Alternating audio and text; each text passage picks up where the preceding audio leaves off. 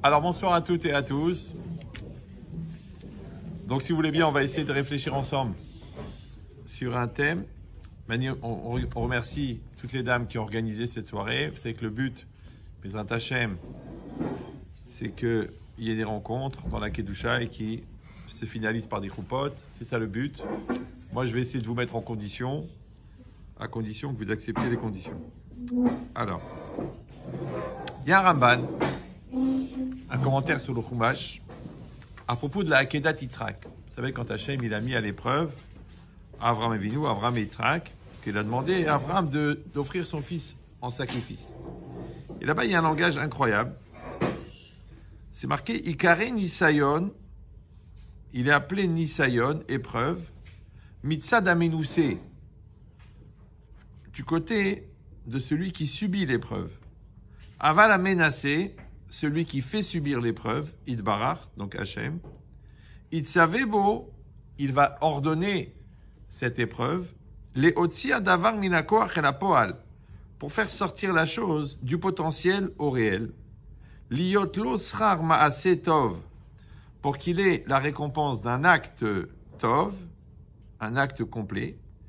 Velo srar lev tov bilvad, et pas seulement la récompense d'un bon cœur.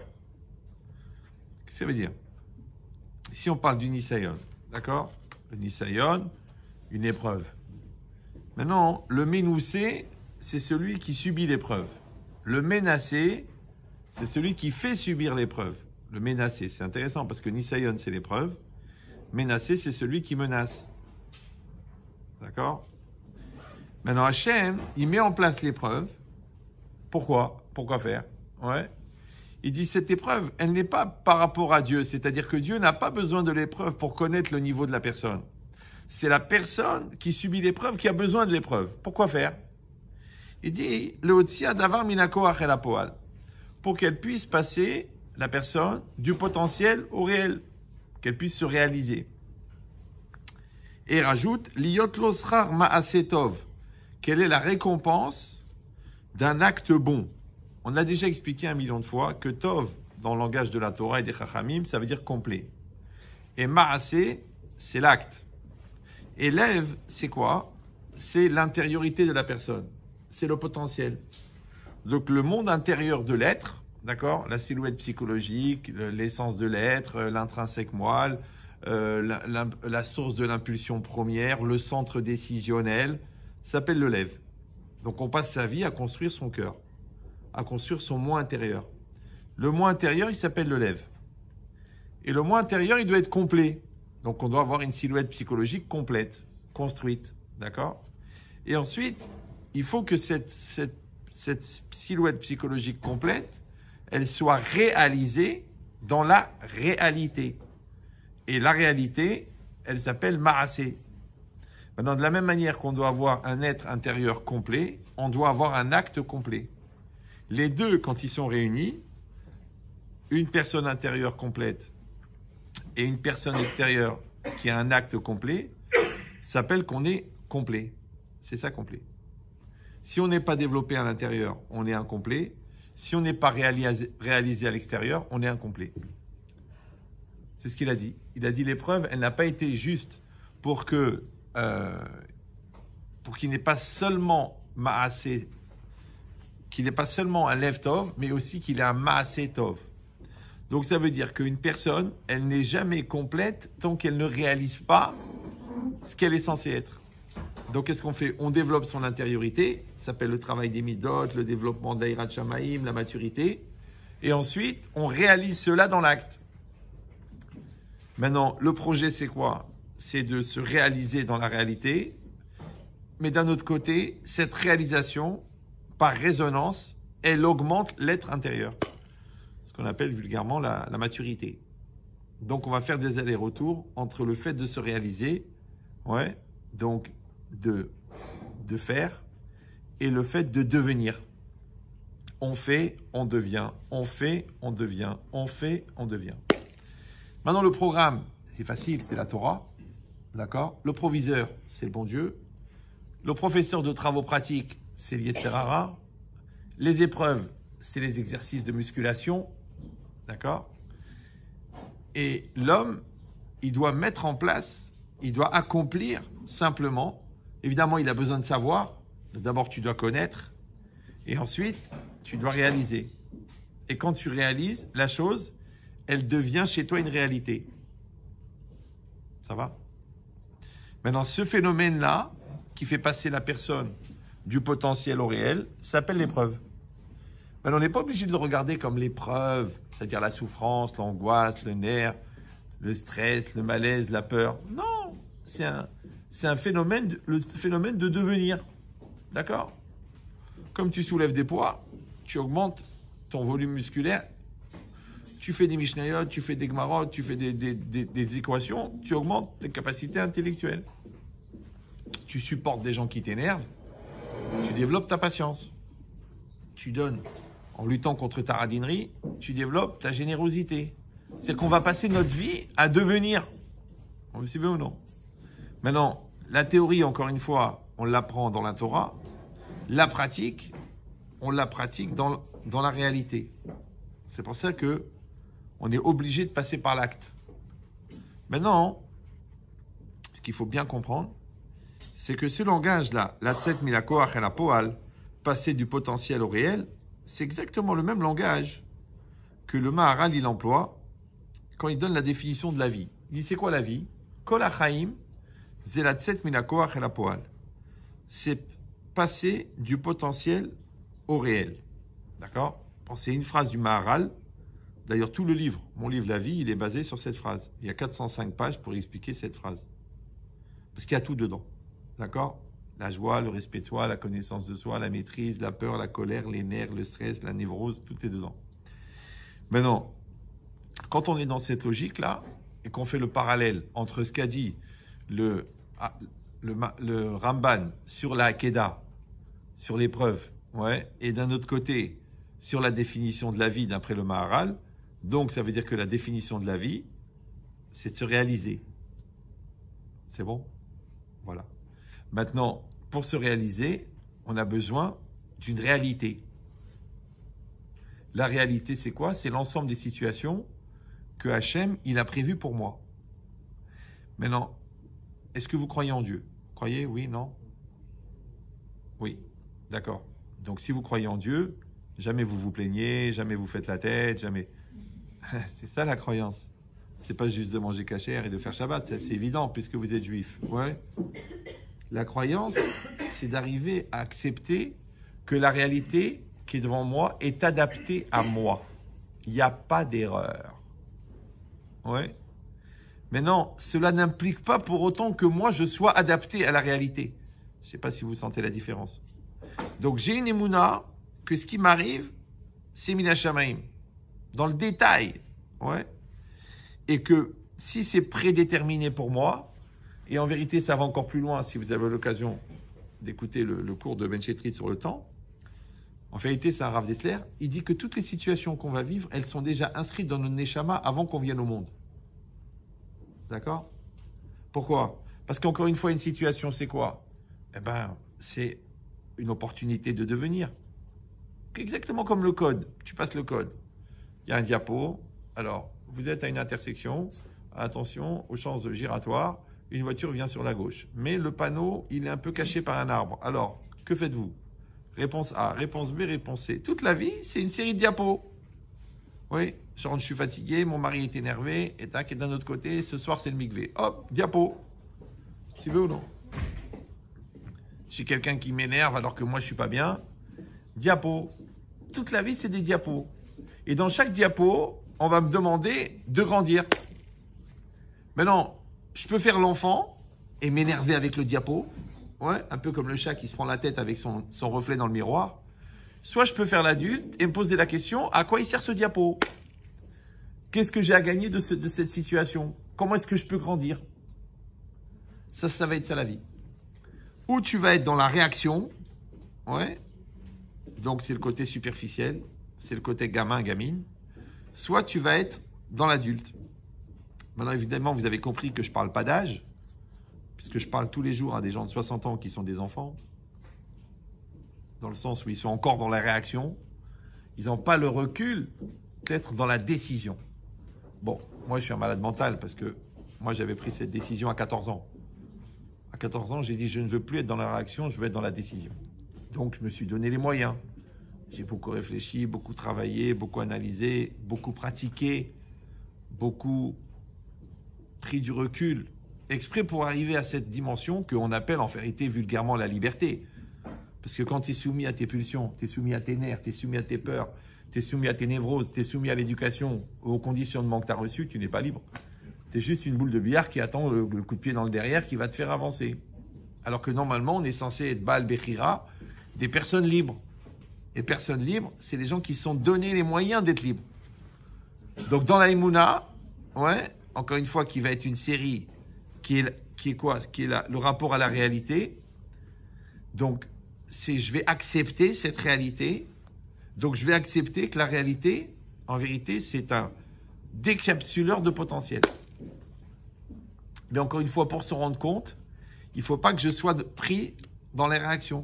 Vous savez, la grenouille, vous vous rappelez, à l'époque en biologie, il y avait la grenouille, on touchait le nerf, paf, la patte, elle sautait, paf, paf.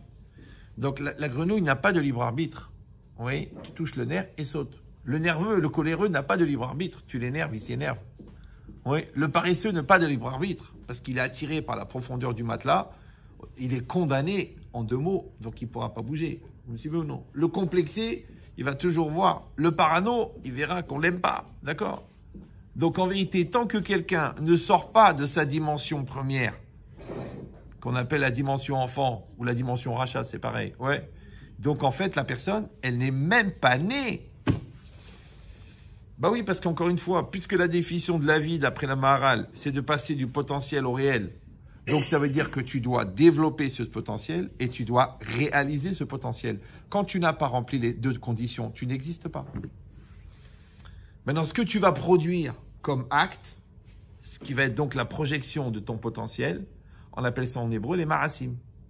C'est ça les actes. D'accord? Donc les actes qui sont véhiculés par la volonté, ça va? Et la volonté, elle est maîtrisée par l'homme. Donc on a un jeu qui maîtrise une volonté qui est le moteur de l'acte. C'est bon? C'est pour ça que mes actes me représentent. Parce que mes actes, ils sont véhiculés par ma volonté et la volonté, c'est moi qui la maîtrise. En français, ça s'appelle « je veux cela ». Je, c'est moi. Veux, c'est l'énergie que je maîtrise, qui va être le moteur de ma vie. Et cela, c'est la réalité. Maintenant, la matérialisation du vœu dans la réalité s'appelle l'acte. Voilà. Ça va? C'est pour ça que c'est marqué dans la Gemara, dans Sota, Davbet, Mezavgim, le Adam, les filles Marasav. On va te faire rencontrer quelqu'un selon tes actes. Parce que les actes, c'est le relief de la personne. Et les actes, c'est le relief de ta volonté. Donc ta personnalité, c'est quoi la personnalité? C'est la projection de ta personne, donc l'être intérieur, dans la réalité. C'est comme si c'était marqué personne-réalité. Personne-réalité. D'accord? Donc la projection de ta personne dans la réalité s'appelle ta personnalité. Maintenant, quand on va te faire rencontrer quelqu'un, automatiquement, ça va être en fonction de ta personne, en fonction de ta personnalité. Donc en fonction de tes actes. C'est pour ça que c'est très très important, le plus tôt possible, d'avoir ce recul de maturité, de savoir qui je suis, ouais, qu'est-ce que je veux et surtout qu'est-ce que je fais. Parce que les gens qui se surprennent à faire des choses qu'eux-mêmes ne veulent pas, ne croient pas, ne pensent pas, ne désirent pas, ne maîtrisent pas, ne contrôlent pas, ça veut dire qu'il n'y a personne dedans. Et comme je vous ai expliqué 1 million de fois, que le mot personne veut dire personne et personne, donc si tu n'es pas devenu une personne, automatiquement tu es personne. Maintenant, quand tu es personne, tu ne peux pas exiger le respect qui est dû à la personne, puisque tu sais que tu es personne. Maintenant, tu dis, mais comment on peut être personne? Mais c'est très simple. Pour être personne, il suffit de ne pas être quelqu'un. Ça va? Et quelqu'un, c'est quoi quelqu'un? C'est quoi? C'est unique. Et chacun d'entre nous, il est unique. Puisque la Gemara elle dit que Shem Shepartsoufem Shonot, Kardatem Shonot. De la même manière que les esprits sont différents, les visages sont différents. De même que les visages sont différents, les esprits sont différents. Donc en vérité, on est tous différents. Mais on est différents si on se réalise. Donc on développe notre différence à l'intérieur et on la réalise à l'extérieur. C'est là que tu vas être quelqu'un. Maintenant, quelqu'un, comment tu dois être? Complet. Complet, on a dit que c'est quoi Tov? Et Tov, c'est bien. Donc c'est ça, quelqu'un de bien. Être quelqu'un de bien, c'est être quelqu'un de complet. C'est facile. Ça va? Maintenant, c'est ça le travail qu'on doit faire quand on est célibataire. On doit travailler pour être quelqu'un de bien. C'est-à-dire quelqu'un de complet. Et si vous allez dire, c'est pas toujours évident, on n'est pas forcément conscient, on est un peu paresseux, on est un peu Allah, on est tête en l'air, on n'a pas forcément développé ses capacités intellectuelles, ses capacités psychologiques, ses capacités religieuses. Ouais, c'est possible. Oui, c'est pas grave. Pourquoi? Parce que comme le développement de tes capacités intellectuelles, le développement de tes capacités psychologiques et le développement de tes capacités spirituelles, ça forme ton relief, donc ça forme ta personne, donc ça forme ta personnalité. C'est ça, Marasav. Oui. Eh bien, ce que tu n'as pas atteint en tant que célibataire, c'est pas grave, tu l'épouses. Vous me suivez ou non? Comprenez ce que je dis? Ça veut dire que, et c'est ça le défaut majeur de la personne qu'on épouse, c'est qu'elle nous ressemble. Maintenant, il y a des ressemblances par mimétisme et il y a des ressemblances par complémentarité. Donc, il y a des gens, tu les vois, tu dis, vous êtes frères et sœurs, c'est pas possible. Ouais. Et il y a des gens, tu dis, mais qu'est-ce qu'ils ont à voir les deux? Mais ils sont complémentaires. L'autre, elle n'a aucune force de décision. Le mec, c'est un patron. Lui, il est tête en l'air. Elle, c'est une architecte. Tac, tac, tac, tac, recta, prof de maths physique. Et lui, aucune organisation. Il laisse traîner partout. Quand il a un numéro important, il écrit au dos d'un roman qui perd dans une gare. Tu dis, mais enfin, t'as la tête ailleurs. Je n'ai pas réfléchi, je ne sais pas ce qu'il m'a pris. Il va épouser son ticoun. D'ailleurs, on lui dit, mais ticoun ou quoi? Ouais. Mais c'est ça. Alors maintenant, si quelqu'un il est dans une logique de bon élève, mais c'est un kiff, l'école. Si quelqu'un il est dans une logique de mauvais élève, c'est une rama, l'école. Vous suivez ou non? Si vous rentrez dans le mariage avec un projet d'existence, mais c'est extraordinaire. Pourquoi? Parce que c'est connu que la clé de l'éducation, le vecteur premier de l'éducation, c'est l'amour. Il faut que le professeur, il aime les élèves. Il faut que l'élève, il aime le professeur. Donc, c'est quoi la clé du mariage? C'est l'amour. Donc, en vérité, on va s'éduquer par l'amour. Mais à Odon Kolo, il faut que tu te maries avec l'envie d'évoluer. Donc, ça veut dire que vous n'êtes pas des produits finis. Vous êtes des produits évolutifs. C'est pour ça qu'on ne peut pas chercher quelqu'un de fini. On doit chercher quelqu'un qui a le potentiel. En fait, on épouse des pièces détachées et ensuite on monte la maison. C'est comme si tu vas dans un magasin de bricolage et tu dis, écoutez, je vois des parpaings, je vois du ciment, je vois des interrupteurs, mais moi, j'ai pas les nerfs, moi. Je voudrais acheter une maison. Le gars, le responsable de Leroy Merlin, il dit, monsieur, on ne vend pas des maisons, on vend des pièces détachées. Ben, c'est ça le mariage. Tu épouses des pièces détachées et tu montes ta maison. Maintenant, c'est comme chez Leroy Merlin, il y a des pièces détachées de bonne qualité. Et il y a des pièces détachées, khrada. Tu dis, mais comment ça se fait que ces parpaings-là, ils coûtent 21 centimes pièce et ceux-là, ils coûtent 3,85 €. Ah, monsieur, ceux-là, ils sont biodégradables. Dès que vous mettez de l'eau, ils fondent. Tu dis quoi? Mais c'est quoi cette rame? Ah ben, c'est le prix que vous payez. Vous me suivez ou non?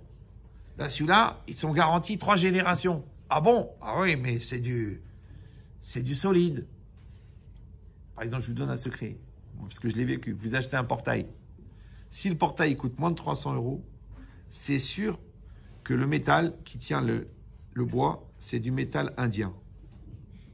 S'il coûte plus de 600 €, c'est que le métal, c'est du suédois. Or, le métal indien, c'est un métal qui a déjà été utilisé et ensuite revendu et retraité. Et comme il a été refondu plusieurs fois, donc il est mou. Donc dans 2 ans, ton portail, il va s'affaisser. Le suédois, il est très bonne qualité. L'acier suédois. Mais tu payes plus cher. D'accord? Ben, c'est pareil. Quel genre de personne vous voulez épouser, vous? L'acier suédois ou l'acier indien? Et si vous vous posez la question, ben évidemment que je voudrais l'acier. Alors je vous donne le secret. C'est qu'on ne peut pas exiger plus que ce qu'on propose. Il y a un syndrome qui s'appelle Cendrillon. D'accord? Ça veut dire la chifra de Ouarzazate jetée à la cave en train de laver le parterre, elle a épousé le prince. Non, ça c'est des histoires qu'on a inventées pour les pauvres.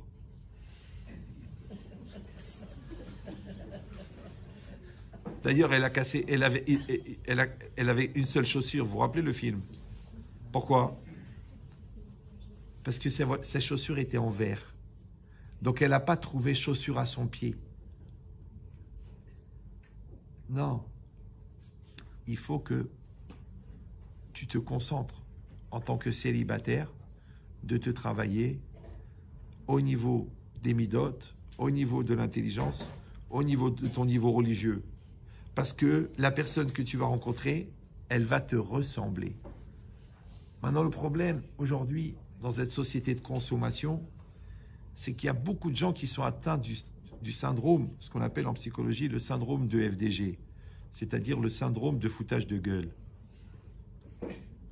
Genre, tu te prends pour un bachor yeshiva, mais tu sors avec des filles. T'es pas un bachor. Toi, tu veux le hazonish, mais tu n'étudies jamais, tu ouvres jamais un télim. Tu as une sniout qui est très proche du courant d'air.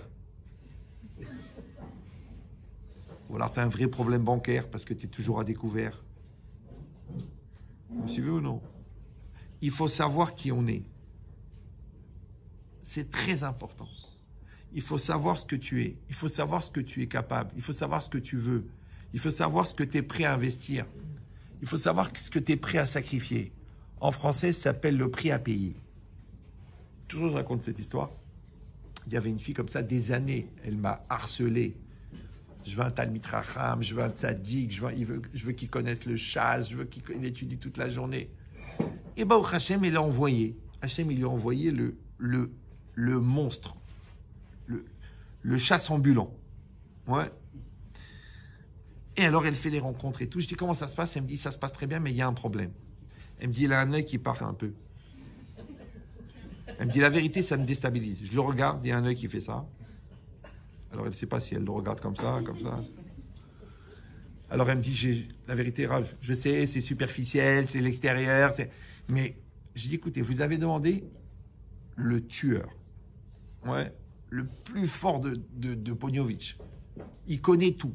Depuis l'âge de 7 ans, il a les Mishnayot dans la tête. Il finit le chasse tous les ans. C'est un monstre. Il a écrit un commentaire sur le Shagatari. C'est un monstre. Ouais. Mais il a un petit œil. Alors elle me dit, ben, la vérité, Rav, ça me dérange. Je dis, j'ai compris. Je dis, moi, je vous dis un truc. Peut-être c'est le prix à payer. Vous me suivez ou non? Celle-là, elle a des qualités extraordinaires. Mais elle est un petit peu enrobée. Toi, tu voulais l'anorexique. Mais elle a des qualités. Elle a une gentillesse, elle a une douceur, elle a un investissement, elle a une pureté extraordinaire. Mais elle est un petit peu... Mais je peux te montrer. Si tu veux, il y a l'autre. Il y a le poster. Ouais. C'est genre tout le monde se retourne quand tu la vois. On l'appelle Toftofa, Chofani, le feu. Elle passe à Jouan-les-Pins, elle met le feu. Toute la rue, elle est comme ça. Même les hommes mariés, ils n'arrivent pas. Ouais. Mais comme elle est très belle, donc point de vue midote, elle n'a pas fait d'effort parce qu'elle savait qu'en souriant, elle pouvait tout rattraper. Les études, elle n'a pas très travaillé. L'intelligence, elle a un QI, mais un QI répétitif. Le QI. Le QI des oiseaux.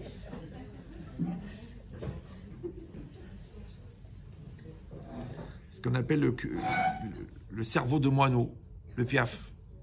Mais c'est les gens qui ont un cerveau de moineau, ce qui est bien, c'est qu'ils n'ont pas de regrets. Et ils se mettent à crier comme ça. Non, rien de... Ils ne regrettent jamais, ceux-là. Ça va? Vous avez bien fait de venir. Donc, en vérité, il faut choisir. Ça va? Maintenant, moi, je vous donne un secret. Les goïms, ils disent, choisir, c'est savoir renoncer. Parce que dans chaque choix, il y a un renoncement. Quand tu achètes la voiture, ouais, il faut renoncer à l'argent. Tu dis, mais c'est 30 000 euros. Mais tu veux cette voiture, elle coûte 30 000. Donc, quand tu donnes les 30 000, tu reçois la voiture. Donc, tout le monde veut la voiture. Mais c'est dur de renoncer à l'argent. Surtout dans certaines villes du Maroc où c'est vraiment une maladie. D'accord? C'est pareil. Ouais. Tu veux aller à la mer, tu dois renoncer à la montagne. C'est très rare qu'il y ait les plages en bas des pistes. C'est rare. Ouais. Tu veux la Tunisienne sympathique. Ouais. Tu as pris l'Ashkénaze Keblo. Comment tu vas faire? Comprenez ou non? Pourquoi il y a des Ashkénazim, ils épousent des Tunisiennes? Parce qu'ils n'en peuvent plus d'attraper froid. Ils veulent la farha, ils veulent l'ambiance. Ouais. Ils sont bien, c'est très bien. Donc ça veut dire quoi? Ça veut dire que quand tu te connais, écoute bien, tu sais ce que tu veux et tu sais ce à quoi tu es prêt à renoncer. Maintenant, le plus dur, c'est pas de choisir, c'est de renoncer. Et bizarrement, quand tu as renoncé, le choix il est fini. Alors qu'en vérité, l'erreur, et c'est ça notre société de consommation, c'est que les gens, ils ne veulent pas renoncer. Vous me suivez ou non? Nous, à l'époque, on se mariait en 80, on savait qu'il n'y aura pas la Parnassa, on savait qu'il n'y allait pas les grandes maisons, on savait qu'on n'allait pas avoir un 300 mètres carrés boulevard Flandrin, on le savait. Mais on avait renoncé. Parce que comme on avait un idéal très très fort, ouais, du coup on a eu les deux. Non, je rigole. Donc, on s'en foutait, on était des fous. On se mariait, on disait, allez, on mangera ce qu'on mangera, ce qui compte c'est qu'il y ait de la Torah. Et c'est ça l'intérêt de l'idéal. C'est que l'idéal, il relève le niveau et donc il relativise l'importance des choses. Mais quand tu commences par le superficiel, ouais, déjà tu as renoncé à l'essentiel. Et après tu dis, oui, mais notre vie elle est vide. Ok, il y a la maison à Jean-Lépin, il y a l'ambiance à Natania, il y a la Aston Martin, il y a le compte en banque bourré, mais il n'y a pas d'ambiance, il n'y a pas de compréhension, il n'y a pas d'essentialité, il n'y a pas de finesse. Il y a la voisine, il y a la secrétaire. Alors allez-nous. Tu as choisi le superficiel. Vous comprenez ou non? Donc ce que vous êtes, ça vous définit. Ce qui vous définit, automatiquement, ça définit vos choix. Parce que ce que tu décides, ce que tu es, ça s'appelle le derer. Et qu'est-ce qu'on dit? Bederer, Sherod Seleler, Molichinoto. Dans le chemin dans lequel tu veux aller, on te fait aller. Alors qu'est-ce que tu veux? Tu veux de la Torah dans ta vie? Il faut en mettre. Tu veux de l'intelligence dans ta vie? Il faut en mettre. Tu veux de la finesse dans ta vie? Il faut en mettre. Tu veux du cinéma dans ta vie? Tu veux du Netflix dans ta vie? C'est ça ce qu'il va y avoir. Tu dis non, Chazvé Shalom, le Aleinu, Simsilenu. Non, tu dois être clair. Tu es clair. Si tu es clair, il n'y a pas de problème. Le problème, c'est que les gens ne sont pas clairs. Parce qu'ils sont une personne dedans, une personne dehors. Donc, le bon Dieu, il ne s'adresse pas à la personne que tu crois être. Il s'adresse à la personne que tu es. C'est pour ça que le plus tôt possible, il faut se clarifier. Qu'est-ce que je suis? Une fois à la fin du cours du mardi, il y a une fille qui est arrivée. Elle voulait me parler. Bon, la vérité, son pull était tellement court que j'ai cru... Enfin, sa jupe était tellement courte que j'ai cru que c'était un pull. Alors, je lui ai donné une nappe. Il y avait une nappe, je lui ai donné. Je lui ai dit, couvrez-vous. Moi, je ne peux pas. Il y a des jambonneaux devant moi. Ouais. Et puis, elle avait un truc, là. En fait, c'est un dos nu, mais elle l'a mis à l'envers. Elle n'avait pas le sens de l'orientation. Mais quand elle me parle... Elle me dit, Baruch Hashem, Ashraf, je vous en prie, je pense à Dieu, je finis le Teilim chaque jour, je rêve d'épouser un Bachour, je veux de la Torah dans ma vie, je veux la Shekhinah à la maison. Je dis, écoutez, j'ai un problème. Quand je vous vois, je vois une religieuse. Non, quand je vous écoute, j'écoute une religieuse. Mais quand je vous vois, je dis, vous savez ce que vous allez faire? Revenez mardi prochain, réfléchissez toute la semaine, vous me dites qui vous êtes. La fille d'après, pas genre 3 semaines après, celle d'après, elle arrive. Baruch Hashem, les Manachem, Baruch Hashem, Baruch Hashem.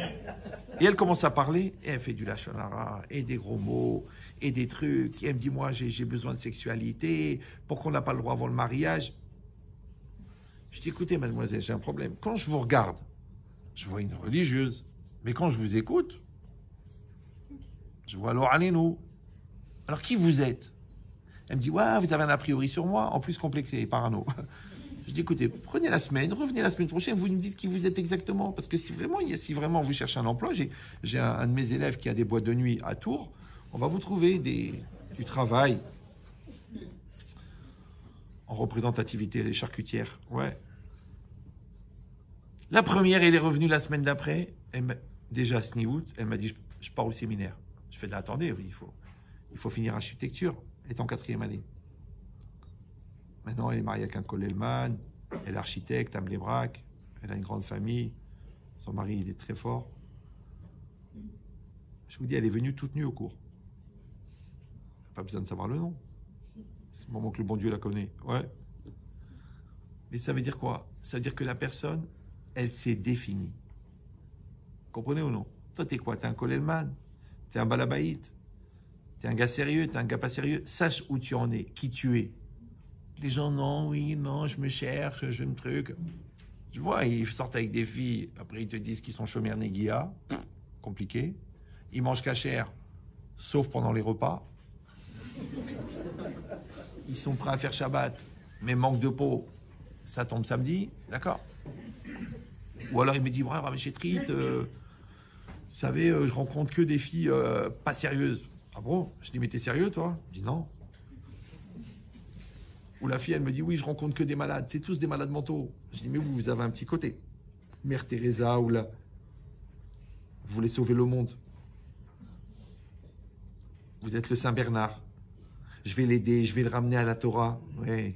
Non, tu ne vas pas le ramener. Lui, il va t'emmener au Guéhinam. Donc, ne devenez pas les Indiana Jones, des causes perdues. Vous me suivez ou non? Si vous êtes religieuse, rencontrez quelqu'un de religieux. Si vous êtes des religieux qui ont pété un câble, rencontrez un religieux qui a pété un câble. Si vous n'êtes pas religieux, rencontrez quelqu'un de pas religieux. C'est pas grave. Parce que les deux ailes de l'avion Paris-Tel Aviv, elles sont sur le même avion. Parce que moi, dans le Shalom Bayit, après à peu près 30 000 couples, je peux vous dire que les couples à 2 vitesses, c'est très très cher.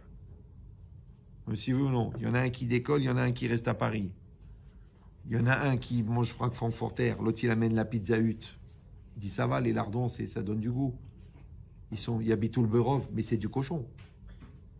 Comment ils vont s'arranger? Vous avez compris ou non? Tout ça pourquoi? Parce qu'ils étaient au départ à 2 vitesses. Parce qu'ils ne se connaissaient pas ou parce qu'ils ont confondu l'espoir et l'illusion.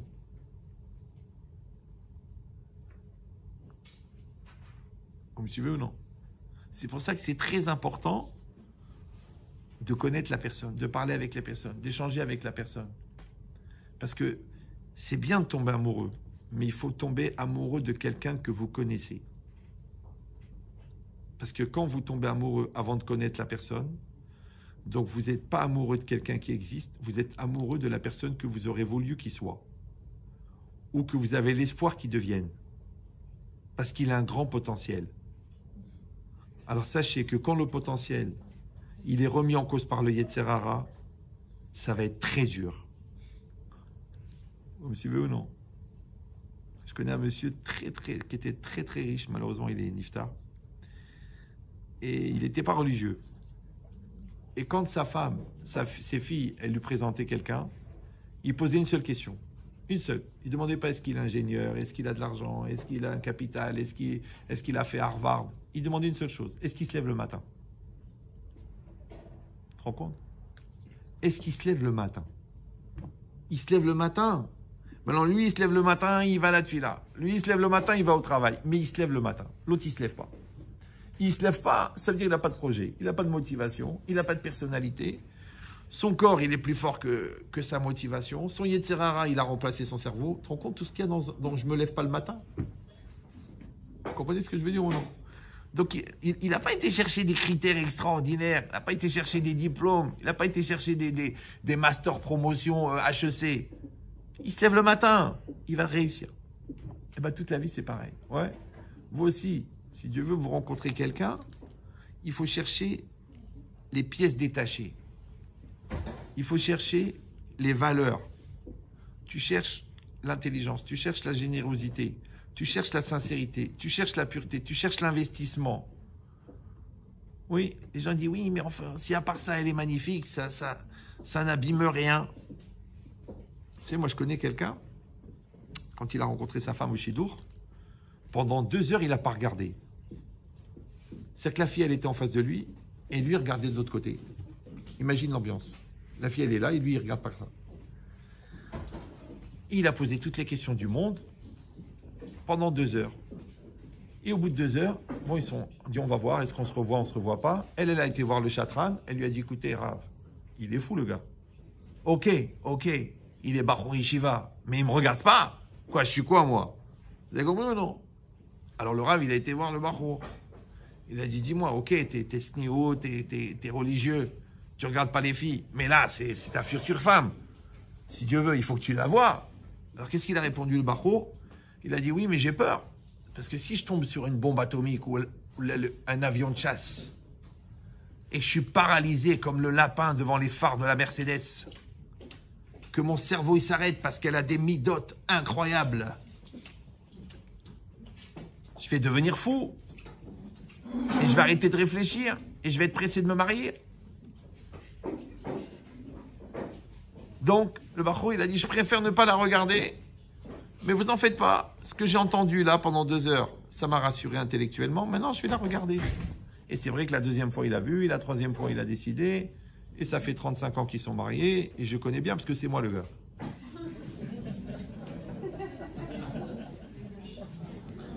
Bon, dans la vérité, j'en ai rencontré des milliers, hein. Des jeunes filles, des jeunes gens. J'ai jamais vu un gars qui m'a dit j'ai fait ça. Mais moi, j'étais un peu un malade mental. Parce que j'avais très très peur d'épouser un poster,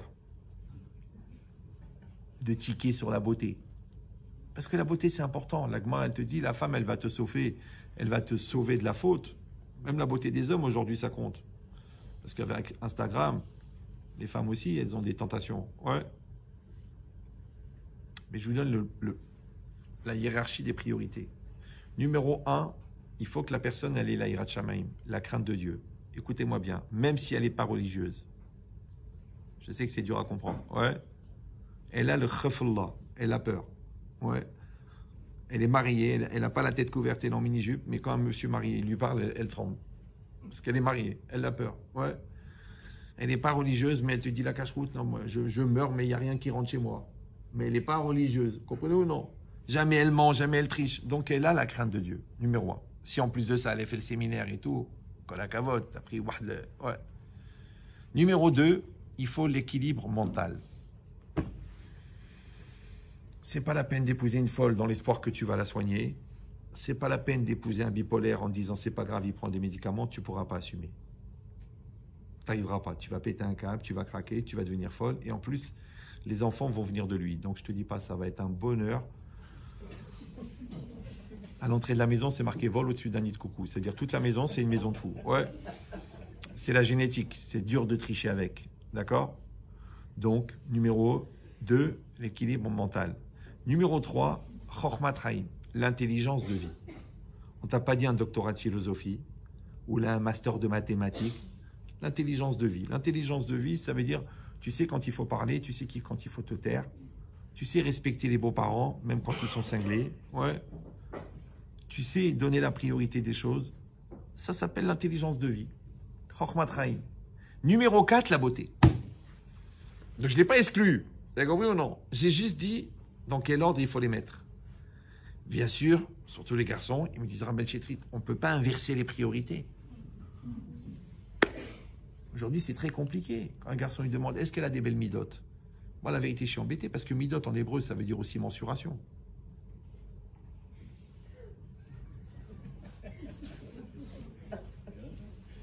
Bah oui, quand tu achètes une jupe, Ezemida, quelle taille? Donc le gars, il te dit, est-ce qu'elle a des bonnes midotes? Est-ce qu'elle a des belles midotes? Alors moi, je teste. Je dis, bah, si tu veux, j'ai une photo. Ah, ça m'intéresse. S'il veut une photo, c'est qu'il cherche les midotes. S'il veut pas de photo, c'est qu'il va épouser une personne. Vous me suivez ou non? Mais encore une fois, hein, ça fait partie du choix. Si quelqu'un il est attaché à la superficie, c'est qu'il est superficiel. S'il est superficiel, il va avoir les qualités de la superficialité. Ouais. Mais il va avoir les défauts de la superficialité. Viens, on réfléchit. Ah, j'ai pas de cerveau. Viens, il me prend une décision. Ah, tu me saoules. Viens, on étudie un Mishnah. Ah, je peux pas, je suis en train de lire Gala. Ah ben... C'est ce que tu as choisi, hein. Et c'est pas évident de trouver Gala à Beit Vegan, c'est compliqué. Hein. Faut faire des efforts, faut aller en ville. Faut trouver une librairie qui le vend. Après, elle va te dire, mais faut que tu mettes la fibre. Comment je vais suivre mes feuilletons? Tu m'en fais chérie, je suis Coleman. Oh, c'est toi qui es Coleman. Moi, je suis pas engagé par tes folies. Après, tu te dis, mais comment j'ai fait pour être dans cette galère? Mais c'est toi qui as voulu le superficiel. Vous comprenez ou non? S'il n'y a pas la crainte d'Hachem, tu te rends compte? Ta femme, c'est elle qui contrôle la nida. Si elle n'a pas la crainte de Dieu, ouais, et ça fait 18 jours qu'elle est nida, et que l'après-midi, avant le mikvé, elle trouve une tâche, elle va dire, allez, c'est pas grave, on va pas se prendre la tête. Mais toi, t'es chayav karet, 650 jours de jeûne, par relation intime. Tu peux arrêter What Watchers. Et après, quand toi, tu tombes sur le bad et tu dis, mais c'est quoi ça? Ah, dis, arrête, attends, tu me saoules avec tes rabbins, avec tes... Tout ça pourquoi? Parce qu'au départ, tu n'as pas eu d'ambition. Il faut avoir de l'ambition. Encore une fois, une ambition qui est mature. C'est-à-dire, je sais ce que je suis, je sais ce que je veux, je sais ce que je vaux, et Bezrat Hashem, après je vais travailler. Comprenez ou non? Moi, je vous dis un truc, hein, ça reste entre nous. De loin, j'étais pas le meilleur de la yeshiva. Hein. De loin. Mais j'ai travaillé. Avec ma petite tête, j'ai travaillé. Des autres, ils avaient des facilités incroyables. Bon, maintenant, ils enseignent en CM2. Bon, c'était pas le même projet de vie. Ouais. Mais l'idée, c'est quoi? C'est que quand tu travailles, tu iras loin. C'est pas pour frimer que je vous dis ça. C'est juste pour vous donner que c'est ça la réalité. Moi, j'ai vu des petits gars sérieux dans le business. Honnêtement, eh ben, ils ont travaillé. Je vais faire des coups, je vais faire des trucs, je vais racheter. Non, le mec, il a travaillé. Ça lui a pris 22 ans, il a 74 boutiques. Il a pris son temps. Ouais. Il a fait sérieusement. Avec ses petits moyens, il a été sérieux, il a réussi à Tadishmaya. L'autre, il a dit, je vais faire des coups, je vais racheter le monde, j'ai un deal avec Poutine, je vais racheter une usine de poulet. Halomot, Halom Tov, rien du tout. Il n'a rien fait du tout. Rien du tout. Voilà, il emprunte pour passer Shabbat, il est obligé d'emprunter 100 € toutes les semaines. Où il est? Parce qu'il est dans le sheker. Il est dans l'illusion. Donc il faut... Et c'est quoi le Hémet? C'est d'être soi-même. Vous me suivez ou non? Toi, tu es un gars simple. Et tu aimes la Torah, tu vas avoir des enfants de Sadikim. Toi, tu es un Talmid Chacham, mais tu es compliqué dans ta tête. Limite schizophrène. Chaque gosse, il est cinglé. Tu dis, mais d'où ils sortent ces fous? Le fruit ne tombe jamais loin de l'arbre. C'est pour ça que je dis que quand tu te connais, tu sais ce que tu es, tu sais de quoi tu es capable, d'accord? Tu sais ce que tu peux proposer. Donc, de la même manière, tu sais ce que tu peux recevoir. Et c'est bien. Une fois, une fille, elle m'a dit ça. Elle m'a dit, oui, mais Rav, moi, je voulais un intellectuel. Mon mari, c'est un manuel. C'est pas un intellectuel. Je dis, attendez. Vous savez ce que c'est intellectuel, vous? Elle me dit, oui, moi, je suis intellectuel. Ah bon, vous êtes intellectuel? Moi, j'étais un vrai intellectuel. J'étais un malade. Moi, à 17 ans, je dictais des dissertes de philo au téléphone. J'allais m'engueuler avec les hippocagnes. Ouais. Je lui dis, je lui ai posé 3-4 questions de philosophie. Elle comprenait même pas les mots. Je dis, peut-être vous n'êtes pas intellectuel. Donc, en fait, vous êtes comme votre mari. Donc, c'est bien. Surtout qu'ils avaient 9 gosses, quand même. C'était le moment où jamais de se poser la question s'ils étaient faits l'un pour l'autre. Ouais. Mais pendant 22 ans, je me suis trompé, je me suis marié trop vite, on m'a obligé, on m'a poussé, c'est la rabbinite qui m'a obligé. Non, en fait, vous êtes pile ensemble. C'est le stylo et le bouchon. Comment tu sais que ça va? Ça claque. La marmite et le couvercle. La poubelle et le couvercle. C'est exactement. Mais le problème, c'est encore une fois, quand toi, tu ne te connais pas, donc, tu vas rêver. Donc, tu vas souffrir. Mais ta souffrance, elle vient de quoi? De la frustration. Mais la frustration, tu te l'es créée tout seul. Parce que tu t'es rêvé un télo. Ouais. L'autre, c'est rêvé religieux. Mais religieux, c'est quoi religieux? Religieux, c'est quelqu'un qui est sensible à la religion. C'est pas un costume, c'est pas une ambiance. Parce que c'est pour faire de la shonara toute la journée, manger des hashgachot bizarres, genre Beddin de Constantine. Mais enfin, qu'est-ce que tu fais? Après, les gens, ils vont dans des villages bizarres, des trucs bizarres. Après, tu dis, bon, il y a un rave qui a été fait un éther. Donc, religieux, c'est que tu as la crainte d'Hachem. S'il n'y a pas, c'est pas grave. C'est pas grave. Il en faut des traditionalistes, même avec des barbes et des chapeaux. T'as compris ou non? Mais tu dois savoir ce que t'es. Parce qu'après, toi, tu sais ce que t'es. Elle sait ce qu'elle est. Vous deux, vous êtes ensemble. Et si Dieu veut, les enfants, tu verras qu'ils seront normaux. Ils seront bien dans leur peau. Ils seront équilibrés. Mais si toi, tu es hypocrite, et elle fait semblant, elle est frustrée, mais les gosses, tu sais comment ils sortent? Tous décinglés. Moi, j'ai connu quelqu'un, un rave, hein, 10 gosses, 10 cinglés. 9 divorces, tous les gosses cinglés. Pourquoi? Parce qu'il y avait la guerre à la maison. Toute la journée, pas de shalom bayit. Pas de shalom bayit. Il avait une yeshiva, hein. Pas de shalom bayit, les cris, les insultes, les gros mots, les embrouilles d'argent, tous les gosses cinglés. Maintenant, Rabotaï, de vous à moi, je ne sais pas quel est votre projet dans la vie. Ouais. Mais une fois, un rave, il m'a dit, Ria, même si tu as 50 000 élèves, si tu as un élève, si tu as un enfant tordu, tu vas mourir. Marmi Mavet, il m'a dit, plus amer que la mort. Donc pourquoi on travaille? Pourquoi on prie? Pourquoi on évolue? Pourquoi on change? Pourquoi on est mature? C'est pour nos enfants. C'est ça que c'est marqué Alken Yazov Ishet Aviv et Timo. C'est pourquoi un homme quittera son père et sa mère. Vedavak Beishto, il collera avec sa femme. Veiyu les Basarechad, ils formeront une seule chair. Qu'est-ce qu'il dit Rashi? Avlad Notsar Mishnehem. L'enfant est conçu à partir des deux. Vesham Besaram Naase Achat. Et là-bas, dans l'enfant, leur chair fera un. Donc en fait, l'enfant, c'est le fruit des parents. D'accord? Maintenant, d'où il vient l'enfant? Il vient de la semence. La semence, il dit le Ramban, elle est faite à 99% de la Mahashava. La Mahashava, c'est pas la pensée intellectuelle. La Mahashava, c'est l'essence de ta pensée. Ce qui est Rashouf pour toi. Marshiv. Ouais. Donc, c'est ton essence. Maintenant, toute la vie, qu'est-ce que tu fais? Tu vis. Pourquoi faire? Pour fabriquer ton essence. Ton essence, elle est reproduite dans l'ADN qui se retrouve dans la semence et donc qui se retrouve dans l'enfant. Donc, tu peux tricher avec toi. Tu peux culpabiliser ton conjoint, mais tu ne peux pas tricher avec l'enfant.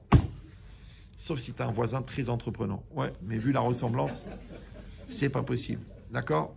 Donc l'enfant, il va te déchirer. Donc si on est un peu malin, ouais, moi je vous dis, j'avais 16 ans, 17 ans, je pensais à mes enfants. Mais je savais pas, je n'avais pas étudié la Torah, mais je pensais à ça. C'est ce que je suis, c'est mon essence, c'est mon travail. Donc plus je m'améliore, plus je me construis, plus je m'affine. Donc ça va définir la personne que j'épouse. Et après, plus on va construire ensemble, plus ça va définir les enfants qu'on va avoir. C'est la nature. C'est la génétique. Tu ne peux pas tricher avec la génétique. Vous me suivez ou non? Donc les gens malins, ils investissent dans la génétique. Les brels, ils investissent dans l'hypocrisie. Mais un jour ou l'autre, Baba, on va ouvrir le congélateur, on va le goûter, le gâteau. On va écouter le moteur de la voiture. Et on va voir que c'est une poubelle. Donc les gens malins, ils investissent. Les brels, ils consomment. Ça va? Donc vous, c'est pareil. Moi, je suis jaloux. Moi, j'ai 62 ans. Qu'Hachem me protège et que ma femme ne soit jamais veuve. C'est pas grave. C'est une bracha rétroactive. C'est pas grave. Eh ben, moi, je suis jaloux de vous. Bon, je parle pas de nous. Ouais. Mais les jeunes, vous avez toute la vie devant vous. Moi, j'ai fait pas mal de choses dans ma vie. Et la vérité, moi, je sais pas si j'aurais pu faire mieux, parce que là, je suis à peu près à 28 heures par jour. Mais je suis jaloux que vous avez tout devant vous. Ça veut dire que vous pouvez travailler les midotes, vous pouvez évoluer personnellement, vous pouvez prier Hachem, vous pouvez rencontrer la bonne personne, vous priez, vous pouvez faire des choses énormes. C'est devant vous. Oui, moi, c'est un petit peu derrière moi. Comprenez ce que je veux dire? Enfin, derrière nous, avec ma femme qui est extraordinaire aussi, qu'Hachem la garde en bonne santé, puisque pour supporter un cinglé comme moi, il fallait vraiment qu'elle ait des milotes. Ouais. Mais quand on était au Chidour, elle m'a dit, j'espère qu'on n'aura pas une vie trop banale. Alors 15 ans après, je lui dis, ça va? Elle m'a dit, eh. Non, bah au Hachem, on a une belle vie. Hein. La vérité, moi, je fais ce que j'aime toute la journée. Et même quand je me prends la tête avec un couple, et même quand j'essaye de convaincre quelqu'un de revenir à Ariel et de renoncer à utiliser Homo, ouais. J'aime ce que je fais. Parce que c'est ça le bonheur. Ouais. Le bonheur, c'est d'être à la bonne heure. Et l'heure, c'est quoi? C'est le temps. Et le temps, c'est le OV. Et le OV, c'est le présent. Et le présent, c'est le verbe être. Donc en fait, la vie, c'est d'être. Et c'est ça le présent. Maintenant, on a dit que la vie, c'est une série de diapos. Donc en fait, la vie, c'est une série d'invitations. C'est une série de propositions. En fait, c'est une série de présents. Et à chaque présent, Hachem, il te propose de répondre présent. En français, on dit d'être l'homme de la situation. Vous me suivez ou non? Maintenant, quand toi, tu vas répondre présent au présent, donc vous avez compris que le présent, c'est Dieu maintenant. La réalité, c'est quoi? C'est le OV. Le OV, c'est le présent. Maintenant, OV, c'est quoi? C'est la racine du nom de Dieu, Yud-Ke Vav-Ke. Le Yud, le E, le Vav et le E. Avec le Yud devant, c'est quoi? C'est la déclinaison. La déclinaison de quoi? De Oumé Ave. On ne peut pas dire que comme ça s'écrit, comme le disent les témoins de la Java. Ouais. Mais en vérité, Yud-Ke Vav-Ke, ça veut dire celui qui fait être. Parce que OV, c'est être. Avec le Yud devant, c'est Me'ave. Me'ave, c'est celui qui fait être. D'ailleurs, on l'appelle Oua Me'ave Kola Avayot. C'est lui qui fait être tout ce qui est. Donc, ça veut dire que la réalité qui est devant nous n'est que la projection de la volonté d'être de Dieu. Donc, le présent, c'est l'expression de la volonté de Dieu. Ça va? C'est bon ou non? Et nous, qu'est-ce qu'on est, nous? On est une volonté. Cette volonté, elle va être projetée dans l'acte. Et l'acte, c'est quoi? C'est notre manière d'être. Ça va? L'ambition, c'est notre raison d'être. Donc en fait, notre projet, c'est d'être. Donc moi, je suis, Hachem, il est. Maintenant, quand moi, j'essaie de m'inscrire dans ce que Hachem propose, je suis présent dans le présent que Dieu me présente. Ça va? Maintenant, il y a un présent qui se présente, et moi, ça ne m'intéresse pas. Et moi, ça me saoule. Et moi, je ne me sens pas prêt. Ou moi, je ne me sens pas concerné. Ou moi, je dis que c'est à cause de l'autre. Ou c'est grâce à l'autre. Ou c'est de la faute de l'autre. Mais mais vous croyez en Dieu, non? Encore une fois. La réalité, elle est en face de toi. Et tu vas dire, oui, mais on n'est pas seul. Ouais, ça veut dire que tu es concerné à 100% par 50% de la situation si vous êtes deux. Si vous êtes 3, tu es concerné à 100% par 33% de la situation. Mais tu ne peux pas ne pas être concerné quand vous êtes là. Moi, je suis là. Moi, j'ai la émouna que cette conférence, elle est déjà préparée depuis 5783 ans. Elle était prévue déjà. Maintenant, ce n'est pas prévu si je vais faire un bon cours ou un autre. Ce n'est pas prévu. Ce n'est pas prévu si vous allez rigoler ou évoluer. Ce n'est pas prévu. Ouais. Mais cette rencontre-là, entre moi qui essaye de vous donner le meilleur de moi et vous qui essayez de développer grâce à ça le meilleur de vous, c'est un choix. Ou non, vous dites pourvu qu'ils se taisent, on a faim, en plus il y a de la belle marchandise sur le buffet. Ouais. Toute la vie c'est ça. Donc encore une fois, le travail que vous faites à titre personnel de devenir des adultes, ça va faire que vous allez aborder chaque situation comme une opportunité de grandir, puisqu'on a dit que chaque situation, c'est une épreuve, et une épreuve, c'est une potentialité de devenir.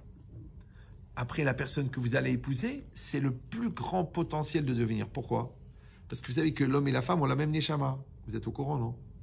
On prend une neshama, on la coupe en deux. On met un dans un corps d'homme, la moitié dans un corps de femme. Les parents et les enfants n'ont pas la même neshama. Le rav et les élèves n'ont pas la même neshama. Les amis et les ennemis n'ont pas la même neshama. Les voisins n'ont pas la même neshama. On n'a pas.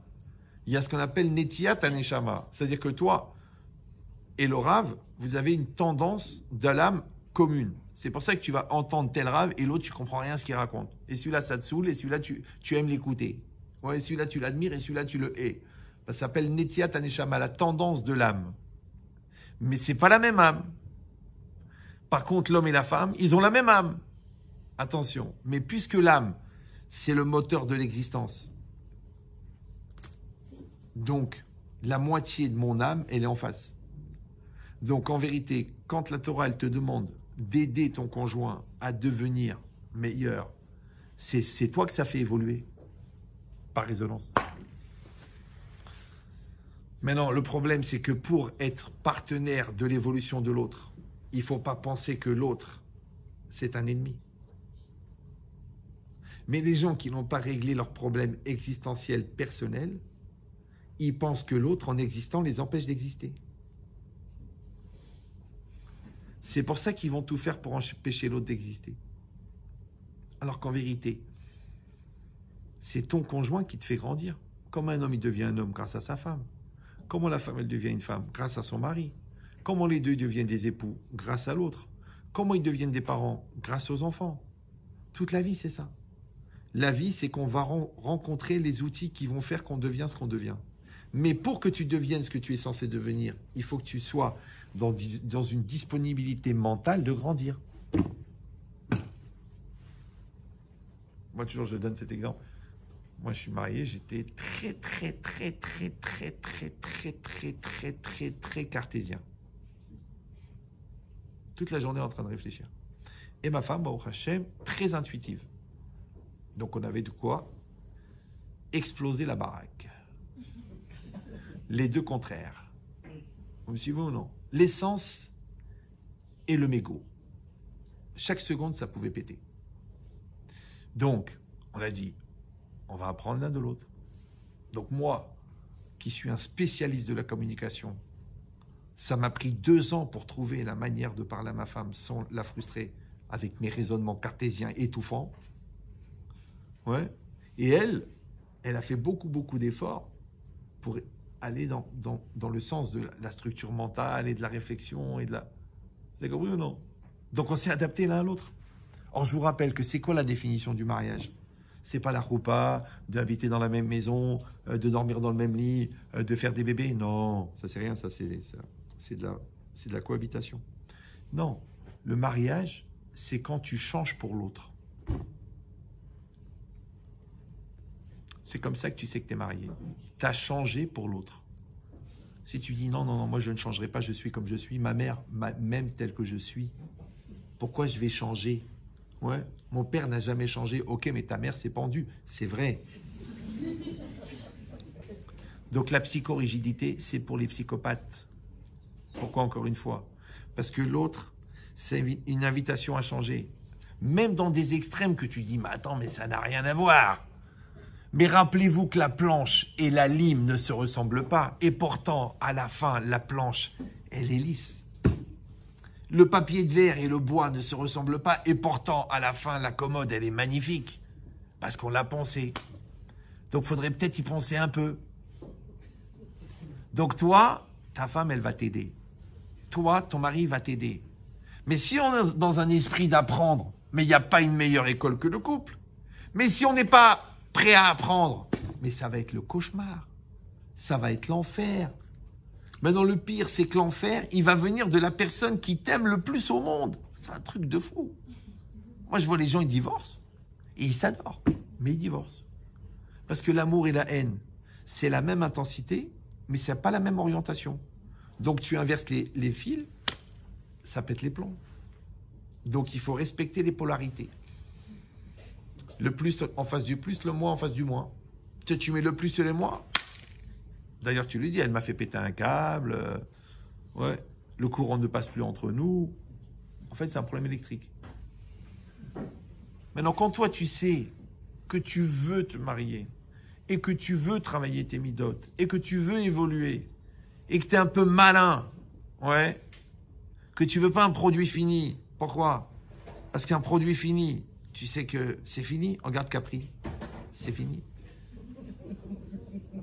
Donc, il faut un produit évolutif. Vous savez quand est-ce que c'est la moyenne des renoncements et des demandes de divorce et d'établissement de la routine dans le couple? 10 ans. C'est la moyenne. Pourquoi? Parce que les gens, pendant 10 ans, tu sais ce qu'ils ont fait? Ils ont consommé.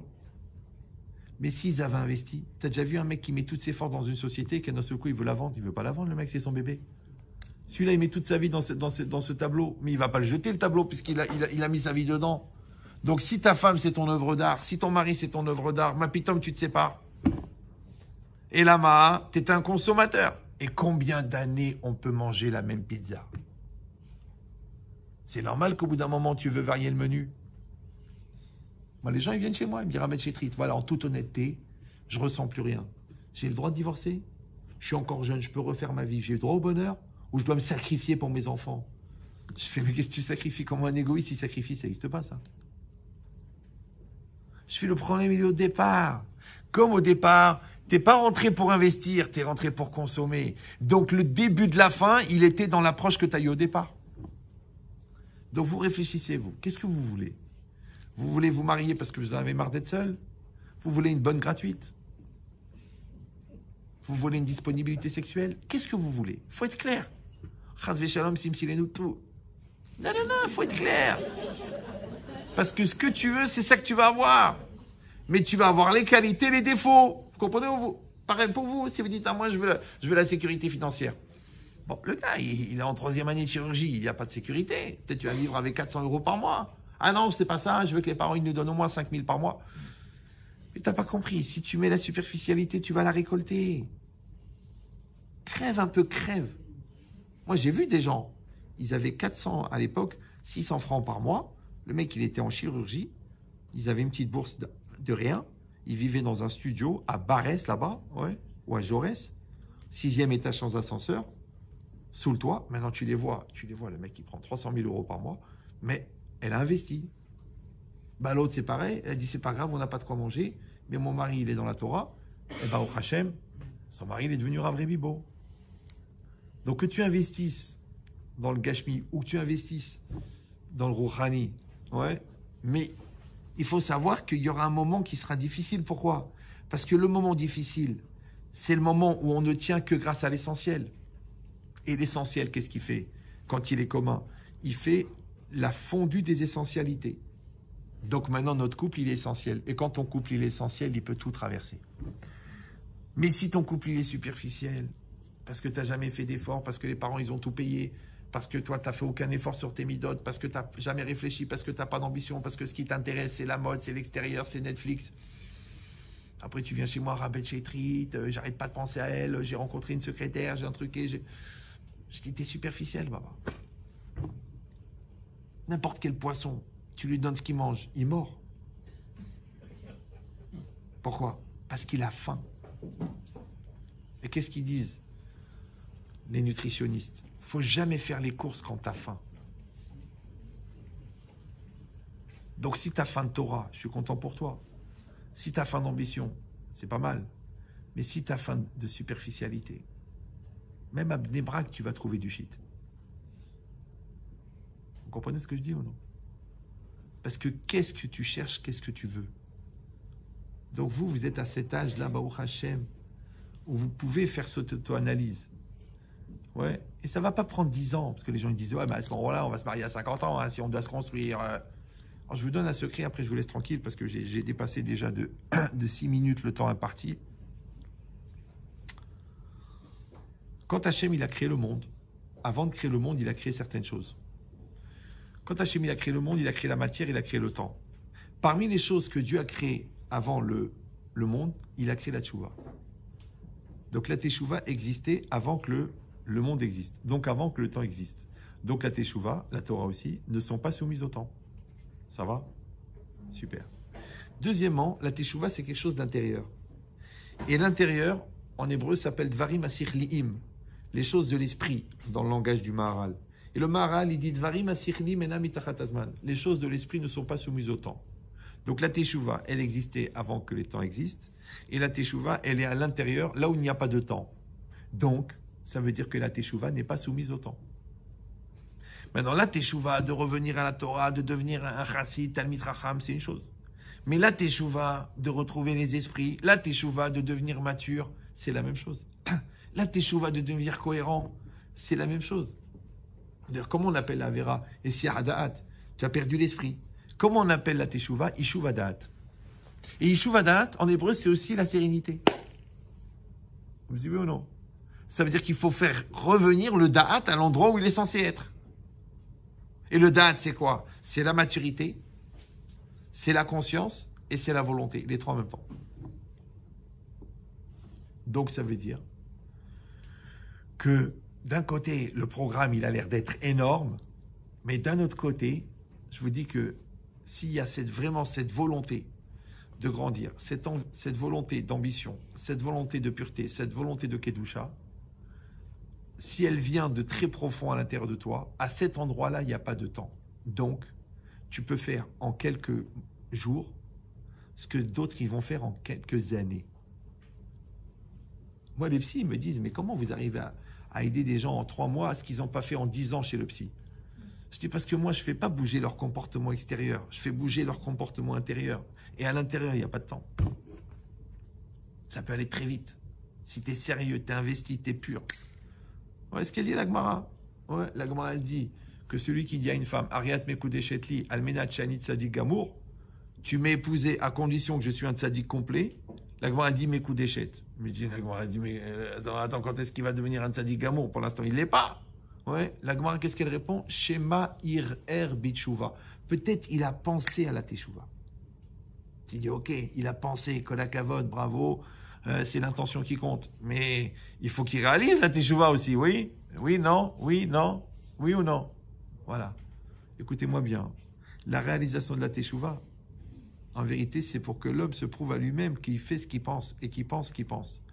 Mais la teshuva elle-même, elle est dans le cœur. Et quand Hachem il voit le niveau de teshuva, il dit ça y est, c'est bon, il est tzaddik celui-là. Donc on peut être tzaddik en 3 secondes. On peut être tzaddik en 3 secondes. C'est une décision. On peut devenir un bon papa, un bon mari en 3 secondes. On peut devenir un homme responsable en 3 secondes. On peut devenir une femme mature en 3 secondes. Bah oui, parce que des fois on a le temps. Tu sais, tu mets 4 ans pour être ingénieur.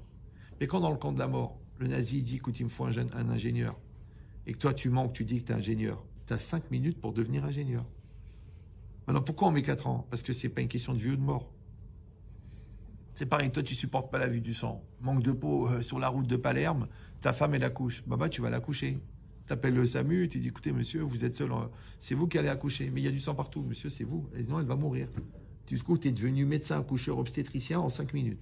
Pourquoi? Parce que tu dis, ma femme, elle va pas partir. Donc la décision de le faire, tu la prends en 5 minutes. Ça y est, c'est fini, c'est fait. C'est pour ça que je vous dis, d'un côté, le programme, il est énorme. D'un autre côté, l'intention, si elle est pure, elle n'est pas soumise au temps. Donc vous êtes là, vous êtes des tzadikim, vous êtes gentils, vous êtes rinin, vous êtes venus dans une bonne intention. La rue, elle propose la touma, la chala, la pornographie, les filles faciles, les garçons, les filles d'un soir, les ambiances, les textos, les stages avec à Ibiza. Et vous êtes venus pour la Kedusha. Rien que déjà ça, c'est une garantie. Moi, j'en ai vu des couples, j'en ai vu passer des jeunes Khatan-Kala. Ils me diraient, on n'a pas d'argent, on n'a pas truqué, mais on ne veut pas se toucher, on ne veut pas faire des bêtises. Et je dis, vous vraiment, voulez-vous vous marier? Vraiment? Oui. N'ayez pas peur. Parce que la Kedusha mène la bracha. Et la bracha, elle est venue, et l'argent, il est venu, et le mariage, il s'est fait. Et les parents, ils n'ont pas compris comment ils ont fait pour payer, parce qu'aucun des deux, ils avaient les moyens. Et après, le gars, il a loué, il a truqué. Après, il a trouvé de boulot. Après, il a acheté sa maison. Il y a la bracha. La Kedusha, elle amène la bracha. Oui, donc c'est vous dans votre tête. Vous devez vous définir. Ça, c'est la partie un peu intellectuelle. La partie réelle, ouais, c'est que voilà, il y a un buffet, il est là. Vous le voyez. D'accord? Bon. Un buffet, c'est pas toujours commode. Regardez Warren Buffett, il n'était pas commode du tout, c'est connu. D'accord? Mais d'un autre côté, vous êtes là, il y a, Baruch Hashem, des personnes qui sont là. Vous avez l'occasion. Alors moi, je vous donne un secret. Les 3 étapes du Shidur. Numéro 1, il faut apprendre à se connaître. Donc, ne dites pas, je suis en train de parler à ma femme. c'est pas encore ta femme. Ouais. Donc tu vas enlever le côté anxiogène de dire et si je me trompe. Vous me suivez ou non? Donc à la limite, le mieux c'est d'essayer de rencontrer l'autre pour quelqu'un d'autre. Tu dis j'y vais pour mon cousin. Je vais voir qu'est-ce qu'elle a dans le ventre. Toi c'est pareil. On sait jamais, ça peut plaire à ma cousine. Donc je vais lui parler. Donc comme tu le regardes pour quelqu'un d'autre, donc tu n'as pas la peur d'être déçu, ni la peur de te tromper. Ça va? Alors il faut savoir que les chevaux voient 7 fois plus gros que les hommes. Donc c'est pour ça qu'on ne peut jamais caresser un cheval directement comme ça. Il faut lui caresser la nuque, la crinière. Ouais. Parce que s'il voit la main, parce qu'il voit, vous lui mettez la main, lui il voit une raquette de tennis, il voit 7 fois plus gros. Donc quand tu as peur de te tromper, tu vas voir les défauts 7 fois plus gros. Donc il faut y aller détendu. Détendu c'est quoi? C'est que c'est pas pour toi. Ça va? C'est un truc. C'est pas pour toi. Tu vas détendu. Maintenant s'il se trouve qu'après l'examen total, le scanner, tu vois que le gars il est super, tu fais une crasse à ta cousine. Ou à ton cousin. Tu la prends pour toi. D'accord, oui ou non? Donc numéro 1, d'apprendre à connaître la personne. Ouais, et ça va pas prendre beaucoup de temps, parce que les gens ils disent 1 an, 2 ans, faut la sentir, faut la truquer, faut la... Tu poses les bonnes questions, et tu es sincère, l'autre il est sincère, ça peut aller très vite. D'accord? Numéro 2, quand tu es rassuré intellectuellement, que tu as vu que Baruch Hashem, il est équilibré, il sait ce qu'il veut, il est clair dans sa tête, il est religieux, vraiment religieux, il n'est pas religieux, vraiment pas religieux, il est sérieux dans ses études, il n'a pas plusieurs mois de juin dans son année, parce qu'il y a des gens qui ont beaucoup de mois de juin. Aujourd'hui, c'est presque une mitzvah. Parce que le vert, c'est les écologistes, mais l'herbe, c'est les gracologistes. D'accord? Donc, vous voyez que tout va bien, donc vous êtes rassuré intellectuellement. À ce moment-là, vous ouvrez le cœur. Parce que sinon, c'est ce qu'on a dit tout à l'heure. D'abord, tu tombes amoureuse, et après, tu découvres qui est vraiment ton mari. Ou ton khatan. Moi, les filles, elles m'appellent, me disent, Rabbi Chetrit, j'ai découvert le vrai visage de mon khatan. Je dis, pourquoi vous avez épousé Fantomas? Donc, numéro 1, je te connais, première phase. Numéro 2, je te ressens. Parce que c'est important d'avoir des sentiments. On ne peut pas se marier comme 2 glaçons au congélateur. Ouais. Et après qu'on est rassuré intellectuellement et qu'on est rassuré émotionnellement, et encore une fois, c'est pas le grand amour, c'est la folie, tu te détends, déjà, règle le thermostat parce que là, il est sur max, d'accord? Et deuxièmement, c'est parce qu'on ne peut pas aimer à 100% une personne qu'on ne connaît pas. Il faut l'épouser, il faut la pratiquer, il faut évoluer avec elle, il faut pleurer, se réconcilier, se construire, et là, ça commence à devenir de l'amour. Ouais, c'est logique, parce que l'amour, c'est l'équivalence des volontés. Et on a dit que la volonté, c'est le moteur de l'existence, et que l'amour, c'est la coexistence. Donc, pour arriver à coexister, ça prend un certain temps. Ça va? Voilà. Donc, si on en est là, donc, on a fait ce travail au niveau intellectuel, on a fait ce travail au niveau émotionnel. 3e étape, tout ça, ça peut se passer en 10 jours. Hein. Pas besoin de 20 ans. 3e étape, le bon Dieu. Là, tu allumes des veilleuses, tu pries ta race, tu deviens Rabbi Meir Balanès, tu lèches la tombe de Rabbi Shimon Bar Yochai, et tu pries Hachem. Tu dis Hachem, s'il y a quelque chose qui ne va pas, tu me le montres. Elle pique une colère, lui il nous fait un crise de truc, il ouvre son sac, tu vois le Tranxène, tu dis oh, t'as oublié de me parler d'une chose? Ouais. Tu découvres que son frère il est dealer, que son père est proxénète. Bon, c'est bon à savoir, d'accord? Donc le bon Dieu il va t'envoyer un signe. Et s'il n'y a rien, et si tout se passe très bien, et tout se confirme, donc rassuré intellectuellement, rassuré émotionnellement, rassuré spirituellement, Mazal Tov. Ne faites pas la folie de ces gens qui m'appellent pour dire Rav, qu'est-ce que je dois faire? Tout va bien. Je dis bah tu te maries, Abrel. Non mais tout va bien. Je dis bah oui, tout va bien. Mazal Tov. Moi j'avais beaucoup prié pour me marier avec la première. Parce que comme je voyais mes copains qui avaient attrapé une maladie qui s'appelle le doute. Donc ils faisaient il dit je voudrais qu'elle ait les qualités de la première, les midotes de la deuxième, le corps de la troisième, les parents de la quatrième, le patchwork. Tu peux pas te marier avec un puzzle, Baba. Ouais. Donc moi j'ai dit Hachem la première. J'ai prié la première. Bon, Hachem la première. Et la dernière. Ouais. Vous avez compris ou non? Donc c'est ça l'esprit. Donc c'est pour ça que ce soir, au Hachem, moi je vous donne un conseil. Écoutez-moi bien. On est tous détendus. On est dans un esprit de Kedusha. Il n'y a pas d'arrière-pensée. Il n'y a pas de cinglé. Il n'y a pas de folle. Chacun il parle avec tout le monde. Chacun il parle. Bon, ça va être très court parce qu'il n'y a qu'une soirée. Mais nous, quand on faisait des Shabbats célibataires, je disais à tout le monde, il faut que tout le monde parle avec tout le monde. Tu dis oui, mais c'est pas mon style, pas mon genre. Arrête. Ouais. Tu parles. Ouais. Et quand tu parles, peut-être que ça va te faire penser à quelqu'un. Tu vas dire, attends, mais c'est exactement mon cousin. C'est exactement ce qu'il faut à ma cousine. Ouais. Et c'est bien, Mazel Tov. Ouais. Pourquoi pas? Mère Patlecha. Le vrai chatran, en vérité, bon, vous avez des chatranim là, des chatranim, mais le vrai chatran, c'est celui qui a une bonne intention. Et celui qui te connaît, qui connaît ton. Ouais. Nous, les mariages, Baruch Hashem, on essaie toujours de choisir des familles qui nous connaissent et qu'on les connaît, et qu'on connaît les enfants, ils connaissent nos enfants. C'est le mieux. Qu'est-ce que tu vas inventer, le mélange? Tu dis, bon, peut-être si je mets de l'amande dans le poulet, bah, il n'y a que les Anglais pour avaler un truc pareil. Voilà. En tout cas, je vous fais une bracha. Mishi berach avotenu Avraham Yitzchak Yaakov Yavarech kol echad ve'echad. Yakal hakadosh hazeh sheyeh lachem zchut la'alot batorah birat shamayim benachat besimcha be'emet besincérité becommunication bematurité et que vous rencontrez la bonne personne sans perdre de temps en évitant les indécis, les fous, les excités, l'égoïout, mamzerout, tralouédout, future conversion. Je suis fatigué de tous ces cas-là. Ouais. Et que Bezrat Hashem, ça se passe avec la facilité, avec la bracha de vos parents, avec la parnassa facile, et que vous n'oubliez pas de m'inviter au mariage. Amen. Voilà.